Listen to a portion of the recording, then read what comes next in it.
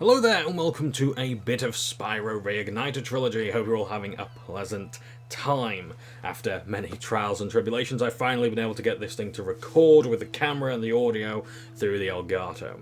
A couple of disclaimers before I begin. First of all, I have played just a little bit of the game, but I haven't got too far into it, so I've still got a lot to learn about the controls and how the game handles. But I played a bit just to make sure that I was happy enough to see this through to the end, and then, yeah, I think I will be.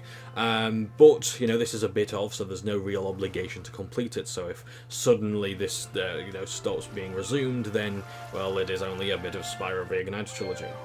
Also, as well, the game is rated 7+ by Peggy. My channel is not. So if you are offended by cretinous behaviour or foul language, then I would strongly recommend turning away. With that said, we are going to begin.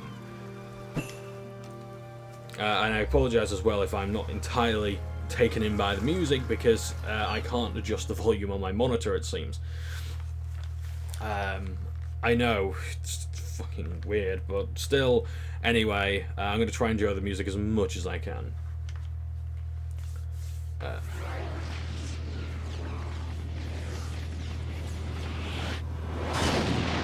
I'll try and skip as little as I can. In fact, I might have to change the audio settings, because Christ, that is loud.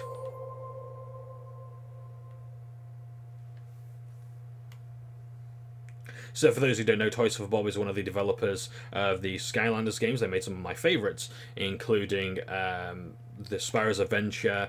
They made Giants. They made Trap Team, which isn't one of my favourites. But I think they worked with Vicarious Visions on Imaginators. So I've got a good feeling about the game going forward. Although the third game was developed by a completely different team, and I can't remember their names. A bit of a problem I have with the main menu right at the start is this here. Activision makes no guarantee regarding the availability of online or app play or features, including possible in-app purchases, which this game doesn't have, and may modify or discontinue such availability in its discretion without notice, including, for example, ceasing online service for economic reasons due to limited number of players continuing to make use of the service over time.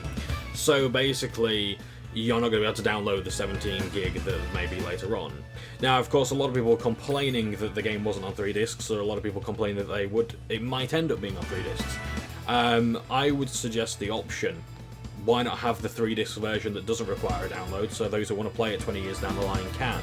Because this game now has, it's essentially a ticking time bomb. This is the problem with an all digital future, is that there's very little guarantee that it's going to remain forever. I mean, yeah, sure, not all games will, but I know my physical copies have got a lot of life in them still.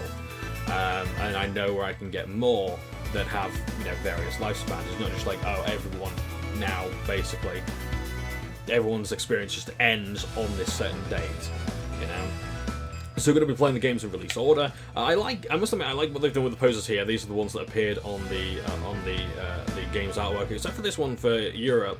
Spyro Gateway to Glimmer, as we call it in the real world. I didn't have this. It had Spyro sort of cheekily running away from a dinosaur from Skilus Badlands. But yeah, we're going to play the games in release order. Let's give them a go. I want to say right off the bat as well, the music very much sounds like A Hero's Tale. I really do enjoy that, because the more I play it, the more I enjoy that game. I think it's one of the best non-Insomniac Spyro games there was. But yes, interestingly, it ran at 60 FPS, where Crash Bandicoot Wrath of Cortex couldn't. Had shorter loading times as well, and had significantly more to load. So a lot of the arguments for its poor performance don't really matter. Oh, sorry. Oh, it's been peaceful here in the 5 worlds, or is it 6? For a dragon's age, we now have 12,000 treasure, or is it 14,000? What about this Ganasty Ganok character? Now, I understand he's found a magic spell to turn gems into warriors for his cause. I'll take that question. Nasty Nork is a simple creature. Simple? He has been contained in a remote world. I should be recording my... The Dragon's Kingdom. He looks like Gary Golden from Vampire the Masquerade Bloodlines. He is ugly. Ugly? That does Okay, it! so I think it is recording my audio.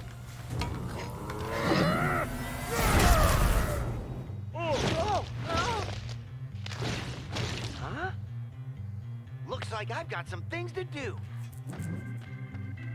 I've just noticed that looks like Dark Hollow. Except it's not as dark. And I know that because of the bookcases there that weren't in the original game. I thought it originally took place in Stone Hills. Love the camera controls, nice and smooth. I want to have a look in the environment because it looks beautiful. Problem with the music already. This is the problem that I had with Crash Bandicoot: The Insane Trilogy, is that it misses quite a few key notes. It chooses to miss out parts of the song that make it really good, and it just removes stuff for some kind of effect that doesn't really appeal to me. But then again, I'm one of millions of players, even though I am the Herald of the Amethyst Worm. Thank you for releasing me, Spyro. Free 10 dragons in the Artisan world, then find the balloonist. He'll transport you to the next world. What about Nasty Nork? I'm going after him. Find dragons first. That's all I can tell you. So we're in the Artisan's homeworld, and one of the things that really impressed me right off the bat was that the Artisan's dragons, they actually have professions. They have skills like an artisan. They are an artisan of their trade. Where's Nasty Nork? So you had a mason, and now we've got an artist. Keep your horns on, Spyro. You have much to learn first. Do you know what the dragonfly following you is doing? His name is Sparks, and he's helping and protecting you. Keep an eye on him and see what I mean. So yeah, they haven't really kept true to the original designs of the game. But I will give them this, that I mean I'm over that now. I'm over like the fact that they're never going to just re-release the originals. But they have tried to improve on them, and I think the actually sort of sticking to the theme is quite good. I certainly hope that when we get to the Peacekeepers, we see dragons armed with weapons and shields and other such armors throughout the ages. When we get to I know Nasty's world, perhaps they're ironclad or something like that. Hey, Spyro! Press the jump button twice to glide. And don't be afraid. Afraid? Of what? Falling from high mountain peaks? Plummeting into prehistoric glaciers? Oh, that. I also like as well they've got like an ending animation there as well. This is especially noticeable in Town Square,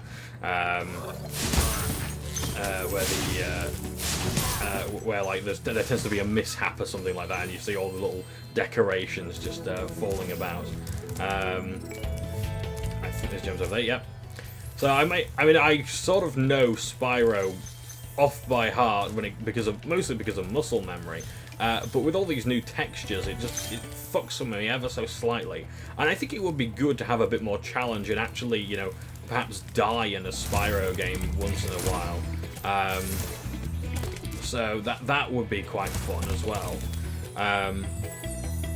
To have a bit of challenge, maybe even. I mean, I'm going to use treetops as my metric to see if I really want to play any further because of the sort of supercharged jump. However, I have been told on the Dark Spyro forums, great fandom by the way, do check them out. But like there was a particularly bad jump in one of the swampy levels. I forgot the name of it. Yeah, love the detail on the portals, especially the sort of smoke or steam coming out, and the sort of the sort of mercurial look to the portals there. Yeah, very nice. Consistency with the portals as well, like the jewel on the top. That's the same for every single portal, and then in Peacekeepers you have like 2 gems at the side. But that's all I really managed to glean from the Peacekeepers world. I didn't spend much time there when I did my first impressions. You can also do these cool tricks on the loading screens as well. A nice little feature. I think that's kind of cool. I think Tom Kenny returns to do the voice of Spyro. It's not the original voice actor from the first game, but it's from the later 2 games.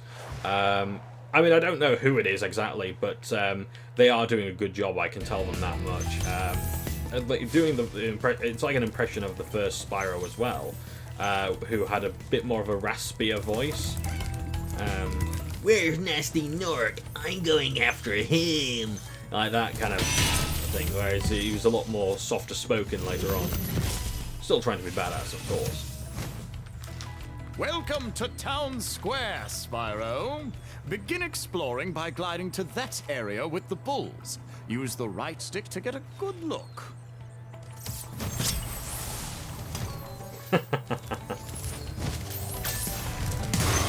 Ooh! The sound is just meaty. Just see if it makes a sound. Makes different sounds. Yeah. I love that. That's pretty much the best part of Spyro, just knocking them on their horns.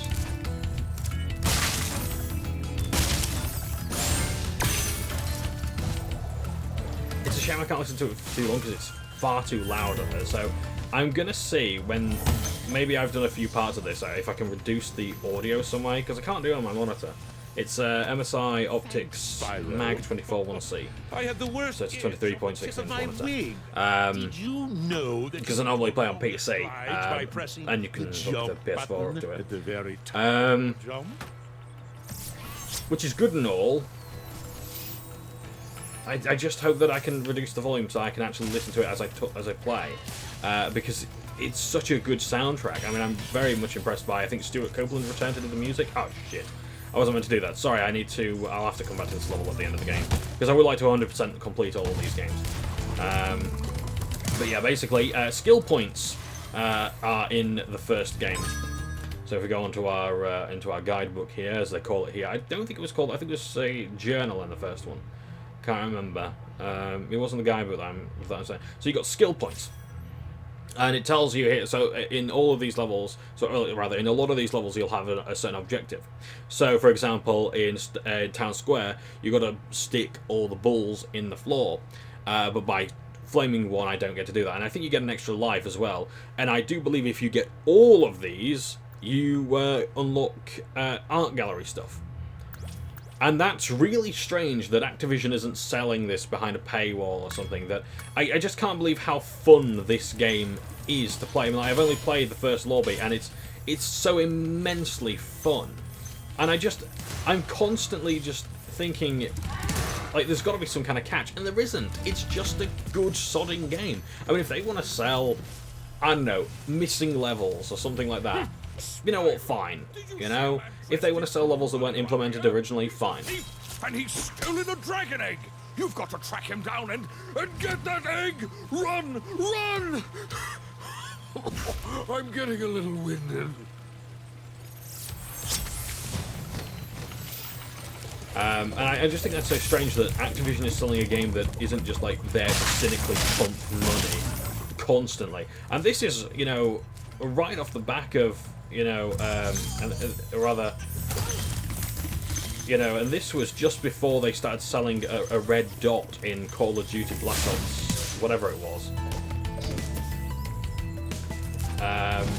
So, yeah, I find that quite interesting, really. They made a game just fun. The same with Crash Bandicoot: The Insane Trilogy as well. It's just fun. And that's so rare, because I get so annoyed at the games industry, because I pay way too much close attention to it, and take all of its faults to heart. And then this comes along, and it's just like, well, apparently games aren't too expensive to make. Apparently used games aren't the devil if you're going to make this, you know? It's like games that aren't too expensive to make because, you know, or single-player games aren't the devil because this exists now, and it doesn't have any additional monetization, and it's not just cynically, you know, slowing things down so it can charge you extra. It's just a fun game, and it's almost distracting, really. Thank you for releasing me, Spyro. You can always track your progress by accessing the guidebook through the pause menu.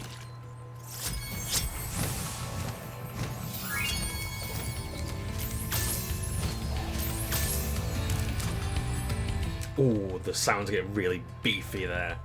I love it. I love the music. So if you're not even familiar with Spyro the Dragon, in which case I don't know why you'd happen to have landed on this channel, but you've come to the #1 authority on it. Spyro is a collectathon, and it's not necessarily about getting to the end of the level, as we saw there. Getting to the end of the level is pretty easy, although that design philosophy changes later on where levels become a lot more linear. I think the Artisans is actually one of the best homeworlds to showcase what the game does best, which is the sort of rounder levels with lots of details to them, and lots of places to explore. Oh yeah, I forgot to mention completely, there's a map. We have a map, but there is the option to turn it off. There is sadly not the option, though. Oh wow, they got the original music as well. I'll give them that. I didn't notice that before. That's really cool.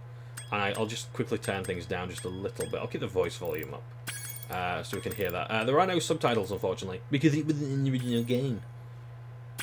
Turn off the vibration as well. Now, where was... the map, yes. I'll turn the map off, because we kind of know the locations already, but if we tend to get lost, we can use that. I forgot what else was... Oh, sorry, I've just lost my train of thought. I was talking about something earlier and I forgot. Oh, yes, so it's a collectathon. It sort of prides itself on being non-linear at times, but that changes later on. And eventually it's not about sort of getting to all of the different hubs and such by just killing enemies. It's about rescuing enough dragons, it's about collecting enough gems, killing thieves and other such things. Cool flash. Do that again. The Artisan's boss is through a portal behind me. You can challenge him now, if you feel you are ready.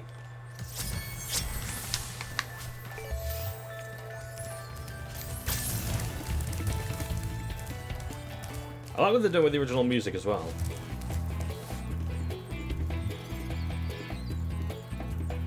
I like that. That's good.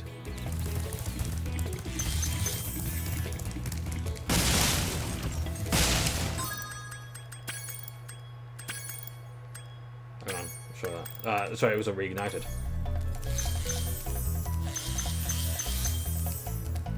So it actually tricked me into thinking that I was listening to the original music when I was listening to Reignited. I feel such a fool, but I feel good. Yeah, we'll put the Reignited music back on. It's only fair because you've probably heard the original soundtrack already, plenty. If you prove your worth by rescuing 10 dragons,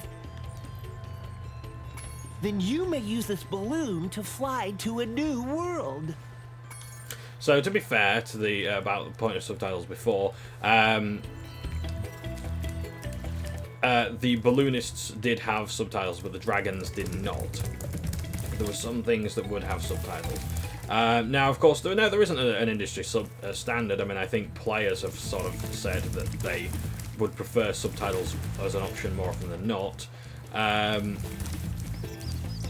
I personally do. I mean, it would be great to have them. I mean, yes, of course, I can recite the dialogue. I mean, it's forbidden to not be able to. My God, that looks nice. I love that. I love it. Constantly impressed. A lot more impressed than I was originally, I must admit. But yeah, no, there's no industry standard, but I think it would still be nice. I mean, I would volunteer to add subtitles to your game. Give me the programming knowledge and I will do it. You know, if you add it later on as a patch, great. But yeah, and I will make the effort to praise it. I will say, you know what, they did something shit originally, and now it's good. Or rather, not that they did something shit, but they neglected to do something good. I mean, there's so many games that I just refuse to play, but by virtue of their lack of subtitles. Or sometimes the subtitles are too small. Like, I used to play on my TV. I used to have my PC hooked up to my TV, and if a game's subtitles are too small, I had to get rid of it. Or if the resolution that I was playing, because I had to sometimes bump the resolution down to 720p just to be able to read the subtitles on my TV. It's weird, I know, but... And if that didn't work, I just wouldn't play the game because I didn't want to bother trying to figure out what the story was trying to say if I didn't understand the characters' accents, or if I didn't... But a charge attack will take care of them. You know, if I didn't understand, if I didn't really want to follow it. you know, orally and such. I think the choice should always be there, and it's such a basic thing to add. I mean, like, I'm all for, and I sort of advocate for people with disabilities in video games. I mean, which is, and I read an article a few months back, and I will say, yes, it is easy to do that when, you know, you just sat on your ass like I am and just preaching to the choir. But I mean, I don't think it's that big an ask. I'm not asking for, like, a controller setup for the game where, you know, it's for people with 3 fingers and 1 eye. You know, although the Steam controller does allow for things like that. You know, I've seen people making builds for others who have disabilities, and it's surprisingly flexible. Its flexibility, though, I think, is a bit of a downfall for someone like me, who's like has to constantly find that perfect that build rather than just like a one-size-fits-all. But I mean, that's just my experience. Maybe others have had a better experience. Spyro, want to know a secret? Use the action button when you want to zoom in and look around. Oh, your secret's safe with me. So we've got 10 dragons, so we can now move on to the next lobby. However, I would like to complete this zone. The symmetry's taken a bit of a hit here, I'm afraid. Toys for Bob, you need to up your game. Not entirely sure I'm a big fan of the bookcases and all that kind of stuff here. Like, I know what they're trying to do, they're trying to improve on it, but, and I will admit it gives Dark Hollow a purpose. I'm just not sure I entirely agree with it. I think the whole appeal of Dark Hollow, as I said in my top 10 levels of Spyro the Dragon, was that it was dark. Love the hedge mazes over there as well, like this is supposed to be, to an extent anyway. Also, I'm surprised there haven't been any more like forest fires or anything. One thing that might end up annoying me a lot is how sort of rickety some of the levels look like. I mean, I don't mind these sort of stones sticking out of the walls and the sort of scratchings and whatnot, and the plaster breaking off. That was in the original, that's fine. But it's like there's a lot of vines growing everywhere. There's a lot of stones sort of falling out of the place, and it doesn't really look as pristine or well looked after. It looks like this is an ancient, forgotten fantasy universe almost, and that's not really what Spyro, at least the first game, is. It's like they've only recently just been taken over by the Norks.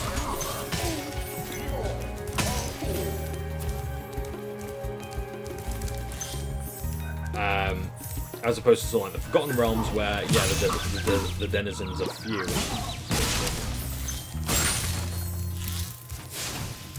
I think an additional feature might be nice is like if you torch the books, it's like they all go, and it just has to be like one pile of books that goes up in flames. Maybe have a skill point for that. Oh yes, it didn't show before because I'd already got it, but if you flame these things, the bonfires, you get an achievement. Or a trophy. I'm sorry, I'm used to Steam, aren't I, and other such systems. Yeah, you get a trophy. Just quickly check my guidebook. I think I've missed some gems. Yeah, I'm going to try and 100% complete this thing.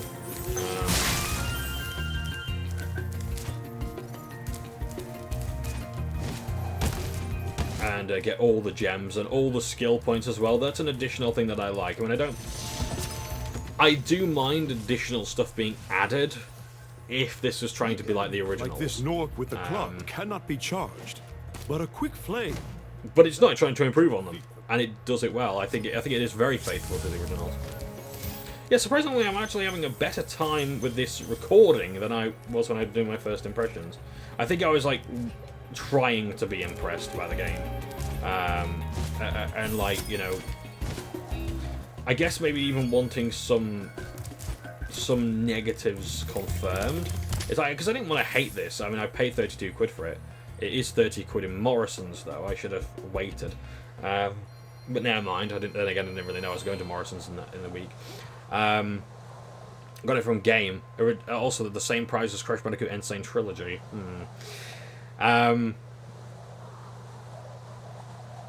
But yeah, it's like now I'm actually just sort of sitting back and relaxing, and it's bloody fun. It's really, really fun.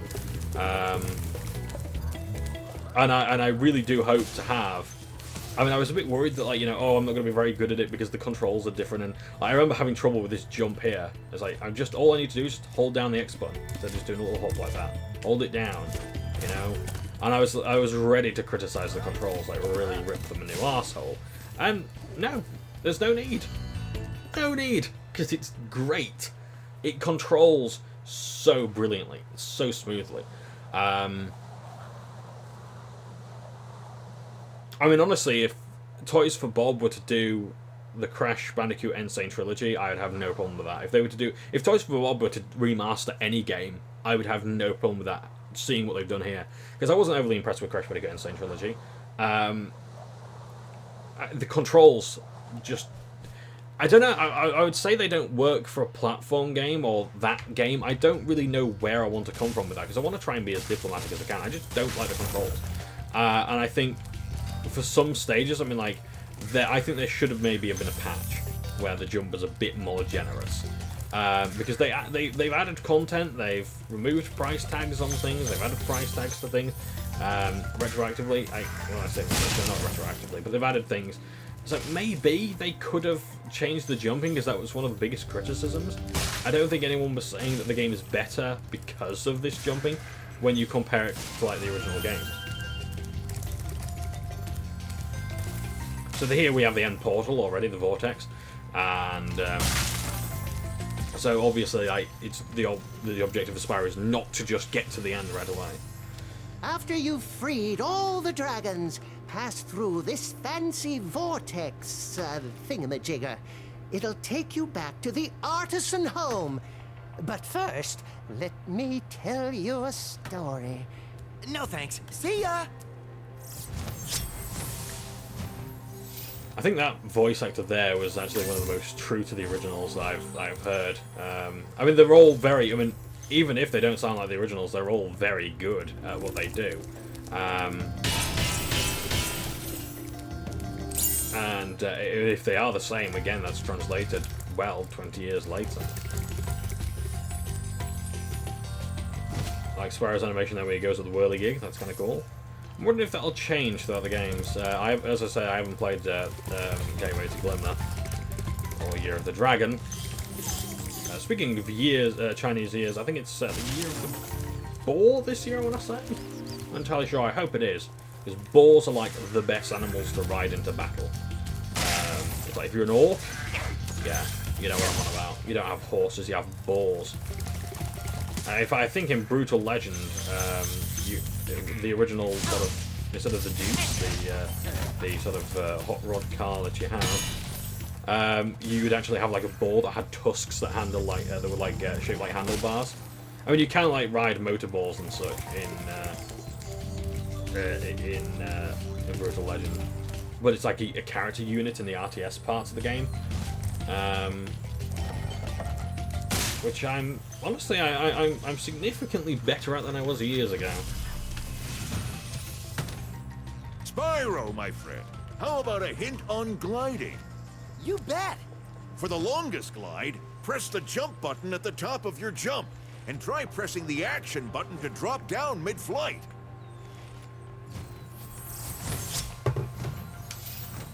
The action button.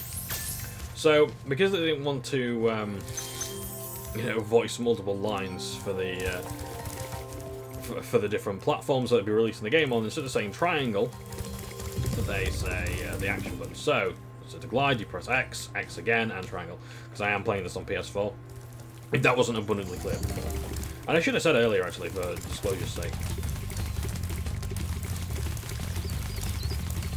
So the thieves are another challenge in the game, which, oh god almighty, I hated this one when I first played this. The thieves have dragon eggs, which don't really actually have any purpose, besides completion, basically padding. I mean, it's another challenge, which I do like.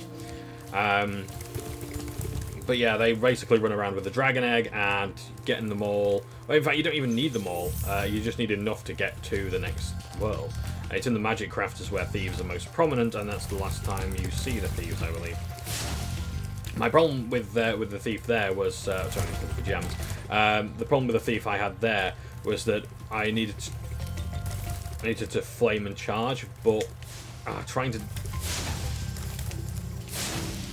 but trying to do that at the same time, like charge and flame, like immediately leave the charge to flame, it's going to take a bit of getting used to, because you can't hold like square down and just like sort of press, like lean the rest of your thumb on the circle button. No, you can't do that. You can't be pressing both at the same time. You've got to immediately leave the square button and press the flame. It's got to be at the right time. So I can understand that being a bit more difficult. Still looking for gems. I'm not trying to arse about.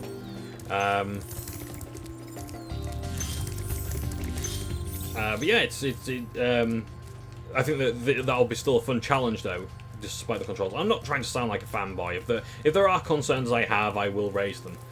This game, I mean, by virtue of its 17 gig download, will never get a 10 out of 10 in my book, because, I mean, like, I reserve a 10 out of 10. Basically, I mean, that's just the fanboy rating. Like, some games will never, they cannot be lower than a 10 out of 10 in my book.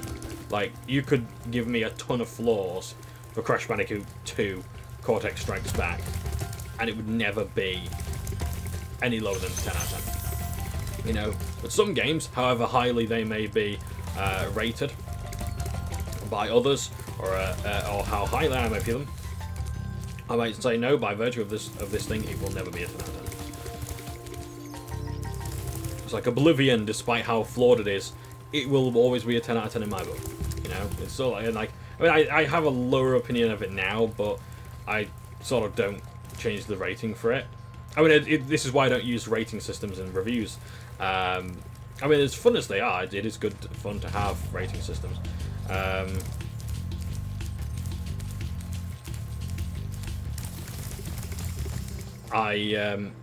don't use them because I'm not very good at distributing scores.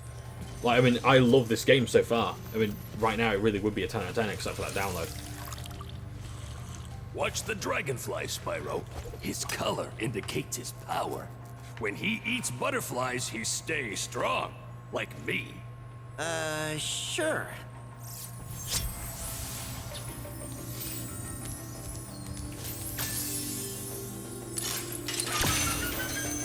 So these pedestals here, these platforms, would allow you to replay the dragon, but it also acts as a checkpoint. So if you die, you will appear here. At least you were supposed to, anyway. Not sure if that happened in Toasty, because I died a lot in Toasty. Because well, you'll see, because that's going to be the next level we do. The dogs sort of home in on you. I mean, that sort of happened originally, but you had a chance to move out of the way. Like, you only get to dodge it like that. But because Spyro controls pretty well in this game, I should be able to manage that. Also controls very smoothly when charging as well. Camera pan speed could do with a bit better, but I might change that to active cam. Like how they've kept it like that, passive and active. Like in, like especially the second game. This is what I mean about like this place being quite decrepit. It's like with the dragons really loud vines just grow everywhere. You're saving your progress. That could be useful if you run into trouble. Not that you ever run into trouble, Spyro. So find all the dragons. We're missing 4 gems, and we have got the egg, so we need to find those extra 4 gems. I wonder where they might be. No doubt up there. I mean, but let's have a look around. Let's go through here first. In fact, actually, I think they're actually around the sides here, along the outskirts.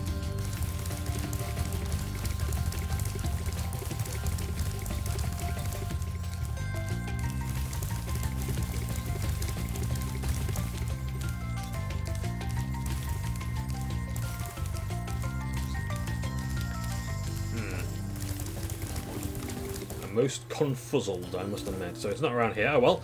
We can go up here. If I had one criticism about the placement of gems, it's like one of the great things that DK64 does and Banjo-Kazooie do with their notes is that they sort of, you know, they're used as a path, they're used as a guide, which, to be fair to, no, that doesn't work either. Sorry, oh yeah, I forgot the combat roll. Oh, you can hold it down as well. Very nice. Is that in Spyro 2 and 3, if you hold down the L1, L2, R1, R1 buttons, you can have sparks pointing in the direction of gems. I think you've got to unlock that ability, though, in the 3rd game. But yeah, it's great for the completionists kind of up there. Unfortunately, it looks deceptively able to. Oh well. Trying to think where this gem might be now. Right, I'm gonna have to go along the grass here. Ah, I could see 3. I think I could see 4. Got this 4. Ah, shit. So looking for a single red gem. So the different colour gems have different values. Red is 1, green is 2, blue is 5. Gold, I think, was in this game. It's 10. And purple, sort of amethyst, that sort of gem there at the top, that was 25. I don't think I'm missing any there. So, the level's 100% complete. Was there a skill point by any chance? Burn the hidden pink tulip.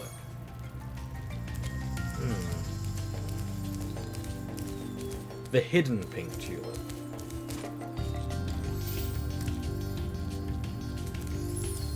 That's got me thinking about it now. I can't really think where that might be. Hidden. Well, I'll tell you what I'm going to do. I'm probably, towards the end of this, I'm probably going to be doing all the skill points and stuff anyway. So, I'll come back to that. But that's interesting. The hidden pink tulip.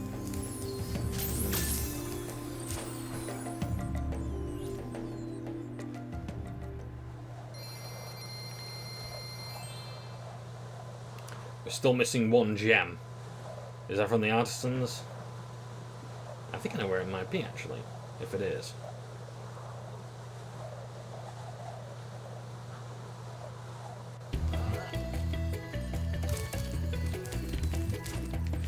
So yeah, anyway, yes, as I was saying before with the gems, they act as a very good path to different parts of the content. So like, if you ever get lost, if ever you're feeling like you don't really know where to go, then you know, try and find those gems and sort of lead you there. If you're making enemies in Doom, you know you're going the wrong way. You know you're going the right way. That's part of the appeal, I think, is not the constant chaos that people talk about, but where enemies are placed. Aha, no. So I was completely wrong about where I was before. This is Toasty with a spectacular entrance. I must admit, I don't think Toasty here is quite as intimidating. Ooh, I don't know, maybe with that light there. But yeah, this is where the smoke effect is especially good. But yeah, I love how the sort of dust came down and sort of settled when the mouth opened.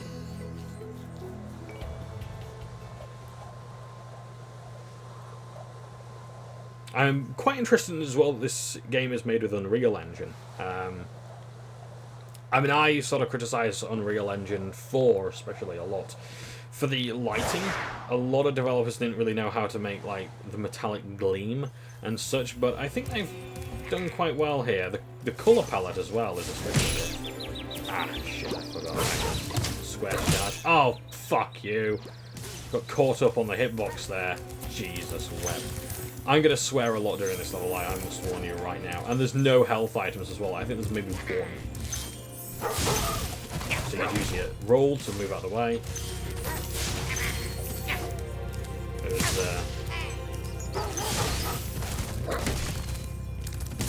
I forgot I could just hold it down. So, the reason why I need to kill the enemies is because they have gems. Nasty Nork turned the gems into his minions in various forms, like shepherds. And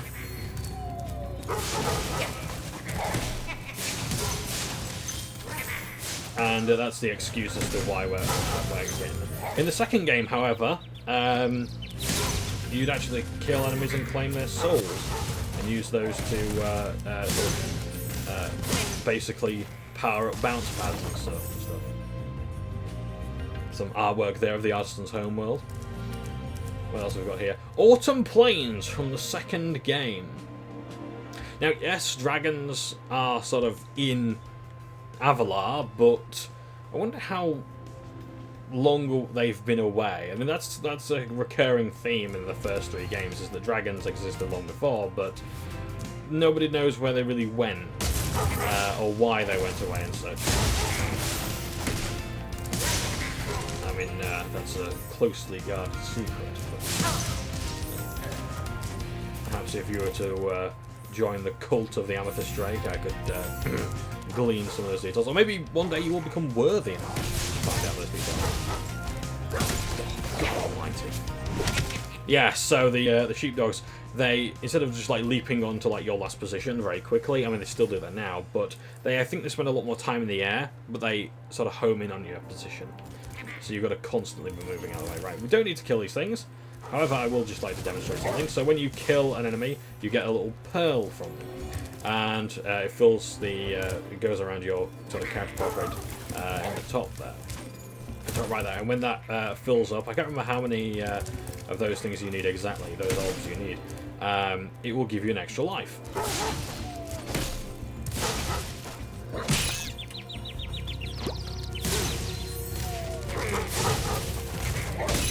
Oh, come on, it got me in the air!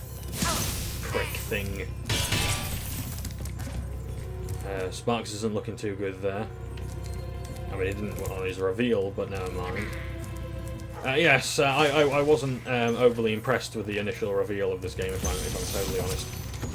Found so many flaws with it. But, honestly, I think Toys for Bob did well to listen to the community about and Bring him on. adjusted the colour palette. I think that was one of the biggest concerns. Be careful, Spyro. Toasty has many tricks up his sleeve. I mean, I'm glad. I mean, I really do hope that their artistic vision hasn't been changed that much, but you know, and it's. I mean, and I will say this for them as well. It's all right just photoshopping stuff and just saying that hey, it's easy to change the look. All you need to do is this to a still image. It's like no, that's not good enough.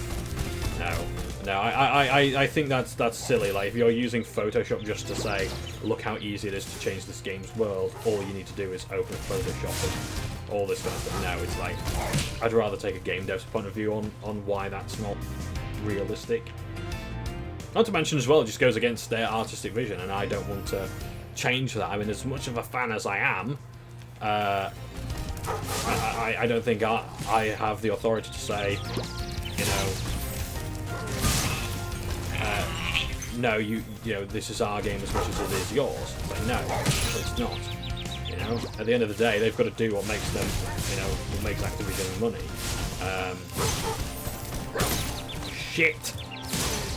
I think I've got to kill those fucking things. The gem. And this is Toasty, the fearsome boss, the beast of Avalar.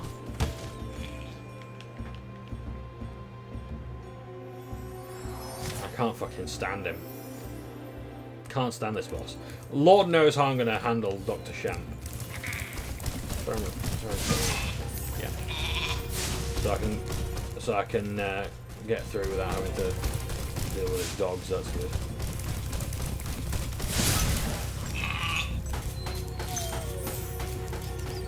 Giving them nice animations as well.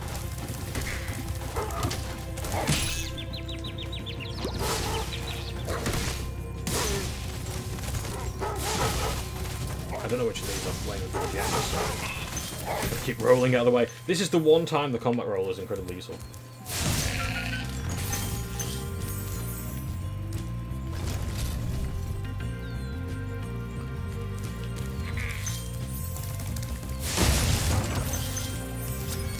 So I've got 100 gems. There's only one dragon, there's no eggs. And no skill point. Quite a few hidden things apparently. Destroy the hidden stump. Burn the hidden painting. Burn the hidden shield. In fact, I think I know where that hidden painting might be. No, I don't think I do with the Thai caves. No, sorry. So I'm going to level in the Dreamweavers, not the Magic Crafters.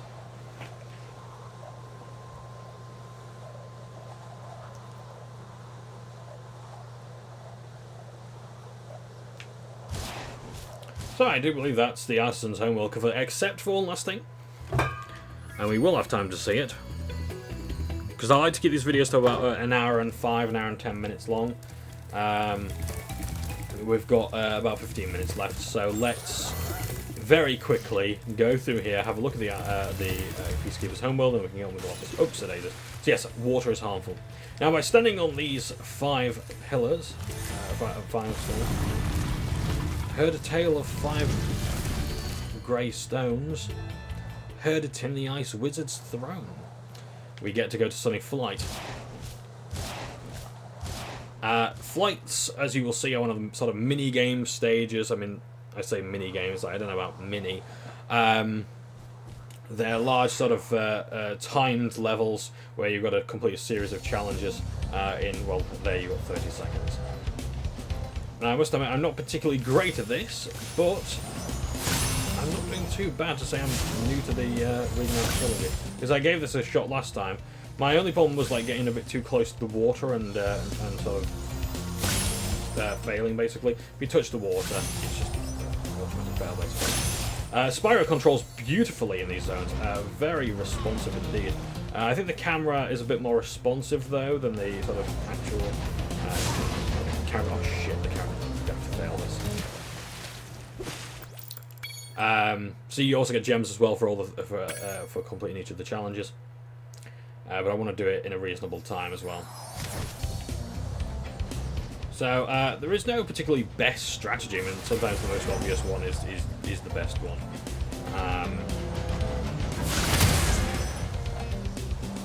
It's up to you to decide what's best. I mean, I'm always interested in seeing what ways people do the thing. So that's a comment if anyone hasn't found any other points too controversial. Even though they'll be wrong because I'm the the herald of the they can bathe in the glory of Spyro if they disagree. I will happily see they got a bit sooner than they intended if they would salt the ancestry. But otherwise, yeah, if you've got any strategies for the flights, do let me know. I might even give them a go. Because I do like to read comments, I do like to see what people have been saying and address those things in videos. Because I will run out of talking points eventually.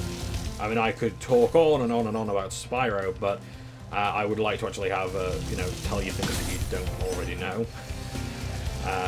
And keep things interesting, so yeah. So if you've got any strategies and I'm struggling, because I probably will with the later flights and speedways. Oh, that shit!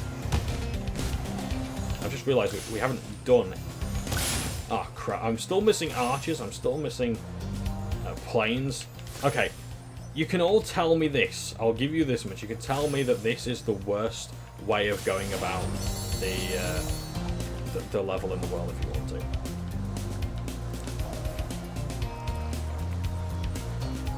Because this is terrible. So I still got archers. Those numbers there, those are the amount of seconds that you get from crashing through them. These archers used to be emerald. They still have the lightning, but they used to be like a sort of more sit-sit. I don't know how to pronounce the word. And by finishing, you get this lovely animation there, and we get 240 gems. I suppose it was 300 gems because we already claimed the 60 from the chests. So you get 60 gems for destroying 8 of the planes, 8 of the barrels, 8 of the chests, and the archers. So, I don't need to try again. I've set a new record. 1 minute and 56 seconds. What a horrible, terrible time.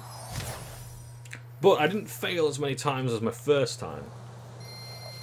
I think I had to do it like about 7 times before I eventually got it right.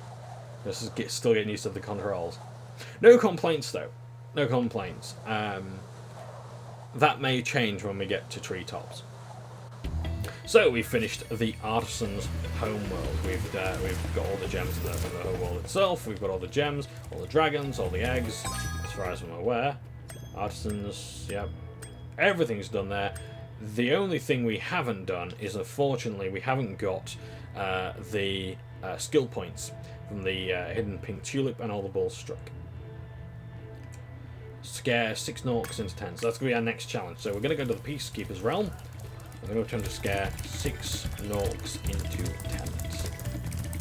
Now, I want to actually sort of end when we get to You've get been to the busy Peacekeeper's rescuing realm. dragons, Spyro. You may travel be good to the fun. Peacekeeper's world if you like. We will have a bit of a laugh there, I'm sure. Are you ready to go? Yes, Marco, I'm ready. Also, as well, Marco and other balloonists weren't voiced. But I do like the character models. I think they're very true to the original.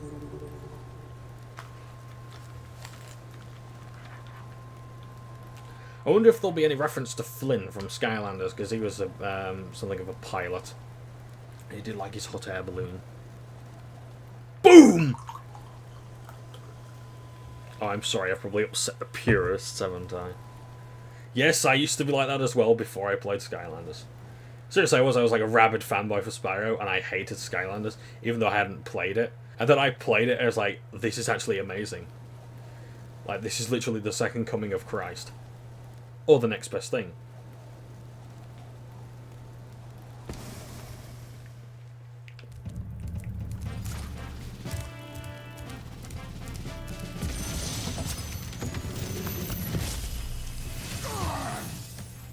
Welcome to Peacekeepers.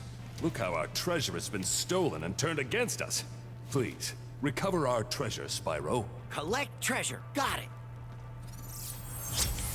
So I like how the music changes when you're inside. Or not.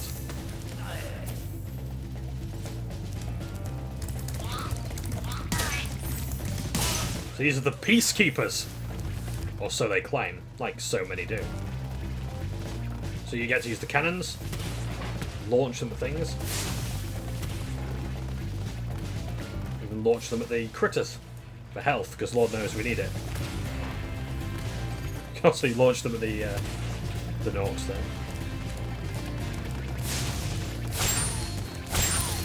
This is the best song that I've heard remade so far.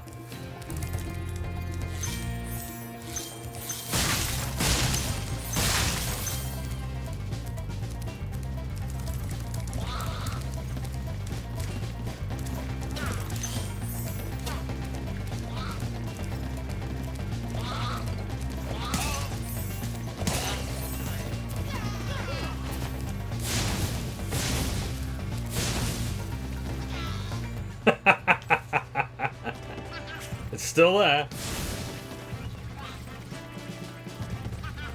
But they only do it for less time. Oh well, you can't win them all.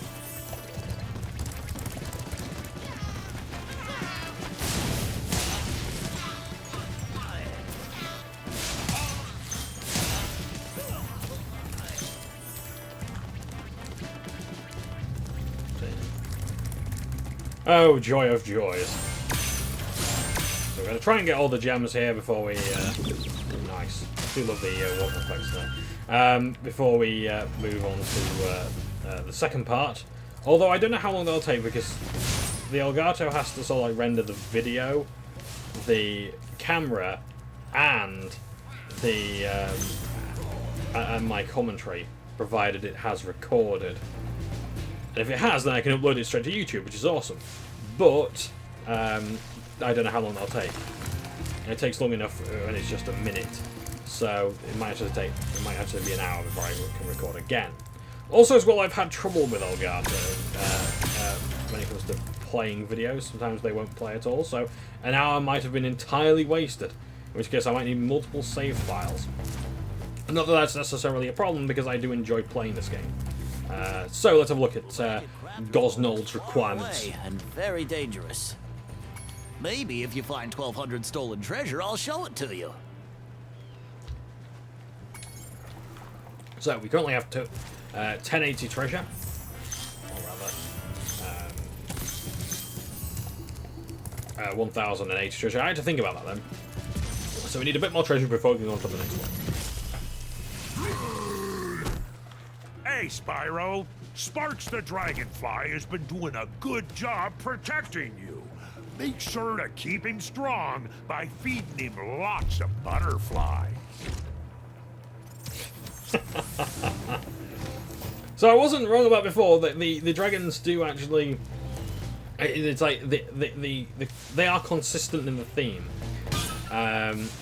In like, you know, that the artisans were artisans, and so that reflects it. I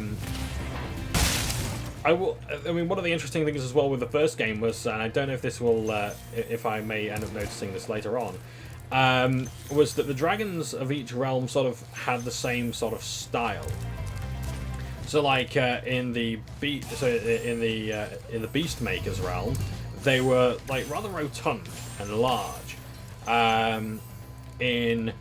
In the sort of artisan's homeworld, they sort of stood strong and proud. I can't remember what they were like in the magic. In the magic crafters, they were kind of, I guess, even more snake-like. They were more sinister-looking and lethargic.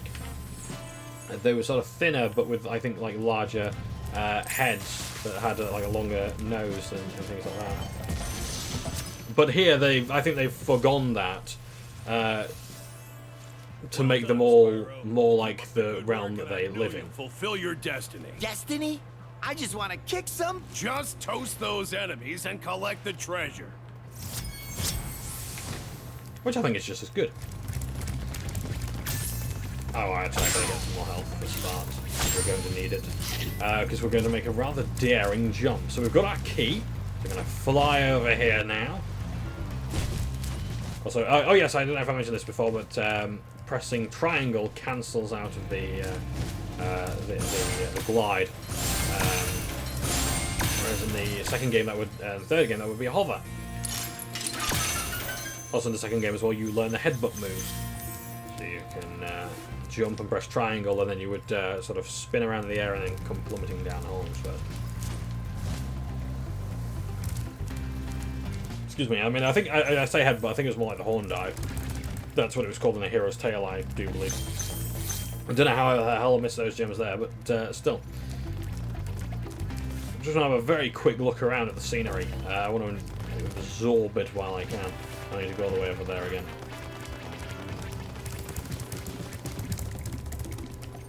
Again, the portals have a different design here. Very much, I mean, I remember the designs of the portals before, and they are quite similar. Also, as well, we will be awarding points for gems and the walls, because I need to know how many gems are in the walls, because I think they've perhaps neglected to add some in places. We shall see. Oh, steady on. Yeah, I criticise Crash Bandicoots and Reignited Trilogy's jumps for being a bit too tight, but there are some in here that we may need to retry on occasion. Gonna have a look at very quickly at how much time we've got. Right, and so what I'm going to do, I'm going to end it around here. In fact, no, I'm not. We've got 7 minutes left. Shall we attempt night flight while we're here? I think we should. And we're going to check. Papa has texted me. I shall text him later.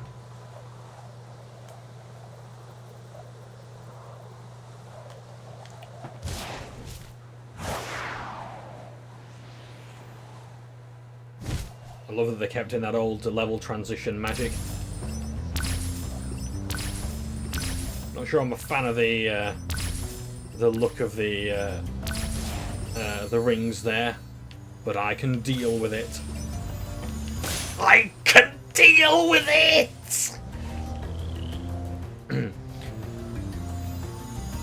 Night Flight has a bit more of, not of a linear route or a more obvious. I mean, I would say, yeah, it's maybe more of an obvious route, but even then, it's like it could be argued that this is not the way I'm doing this is not the most effective.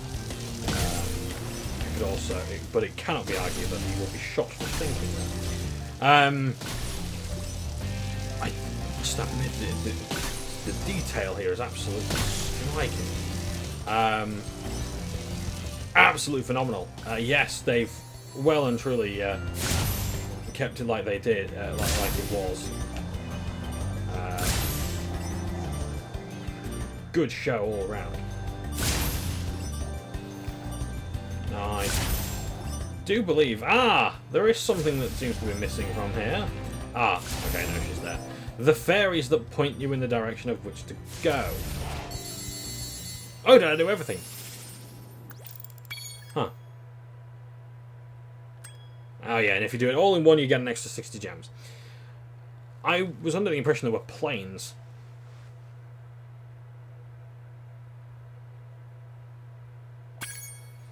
Oh well, I shan't complain.